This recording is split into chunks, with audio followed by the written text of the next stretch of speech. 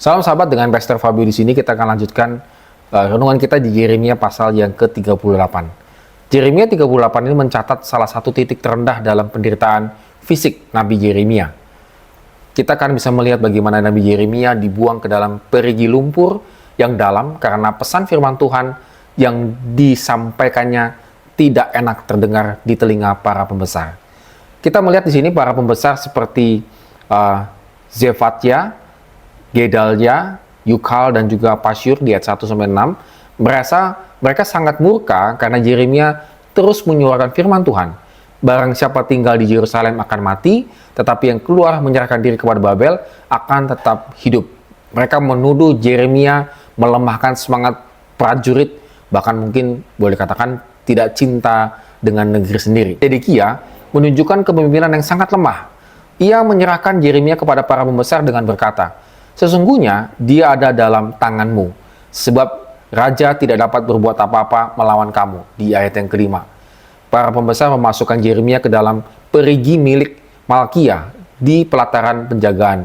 Perigi ini tidak berair, melainkan berlumpur, sehingga Yeremia terprosok ke dalam lumpur.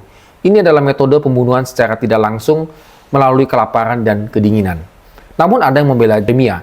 Ebed-Melek, orang Ethiopia, di ayat yang ke-7 sampai dengan yang ke-13. Ebed-Melek, seorang pegawai istana kebangsaan Ethiopia, mendengar hal itu, dia dengan berani menghadap Raja Zedekia di pintu gerbang Benyamin dan membela Yeremia. Ia menyebut bahwa tindakan tersebut adalah sebagai kejahatan.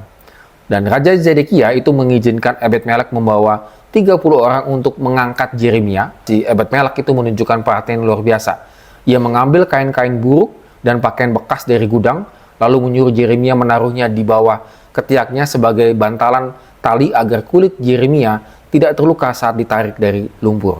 Raja Zedekia sebetulnya secara diam-diam untuk ketiga kalinya dia bertemu dengan Yeremia di ayat 14 sampai ayat 28 ya, dan menegaskan kembali apa firman Tuhan. Yeremia ngomong, "Jika Zedekia menyerahkan diri kepada Raja Babel, nyawanya dan kota Yerusalem akan selamat. Jika tidak, kota akan dibakar dan ia tidak akan luput." Zedekia ketakutan, tetapi kembali lagi dia tidak berani mengambil keputusan. Sahabat, dari sini kita bisa melihat ada dua sosok yang luar biasa, yaitu Yeremia. Yeremia konsisten memberitakan firman Tuhan. Even itu dia tahu bahwa dia akan menabrak tembok yang luar biasa besarnya dan kerasnya, dan bahkan mungkin dia akan terpental, tetapi dia tetap setia menyampaikan firman Tuhan. Dan di saat kritis itu pun muncul ada satu tindakan yang menolongnya, yaitu dari Ebed-Melek yang menolong dia di saat-saat kritis. Sahabat sekalian, mari kita renungkan kembali ya. Apakah kita pernah betul-betul bertahan dengan kebenaran yang pernah kita sampaikan? Bahkan kita mungkin terpental jauh karena kebenaran kita itu membentur tembok yang luar biasa. Namun apakah kita juga masih punya pengharapan dan iman bahwa nanti Tuhan akan menolong kita walaupun kita sedang dalam keadaan jatuh?